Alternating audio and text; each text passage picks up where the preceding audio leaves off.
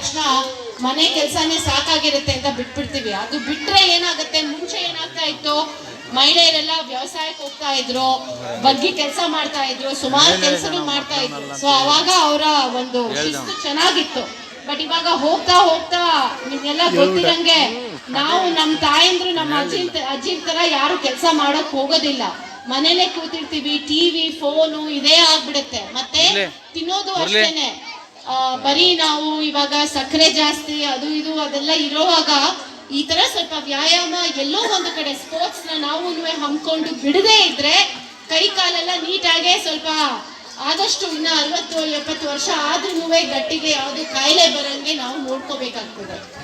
ಯಾಕೆಂದ್ರೆ ಮಹಿಳೆಯರು ನೀವು ನಿಮ್ಮ ರಕ್ಷಣೆ ನೀವು ಮಾಡ್ಕೊಂಡ್ರೆ, ನಿಮ್ಮ ಹೆಲ್ತ್ ನ ನೀವು ನೋಡ್ಕೊಂಡ್ರೆ ಒಂದು ಇಡೀ ಕುಟುಂಬ ನಿಮ್ ಮೇಲೆ ಡಿಪೆಂಡ್ ಆಗಿರೋರು ಅವರೆಲ್ಲ ಚೆನ್ನಾಗಿರ್ತಾರೆ ಅಂತ ನನ್ನ ಒಂದು ಭಾವನೆ. ಸೊ ಲೇಡೀಸ್ ಎಷ್ಟೇ ಆಗ್ಲಿ ನಿಮ್ಮ ಹೆಲ್ತಿನ ಬಗ್ಗೆ ಸ್ವಲ್ಪ ಕಾಳಜಿ ಇಟ್ಕೊಳ್ಳಿ.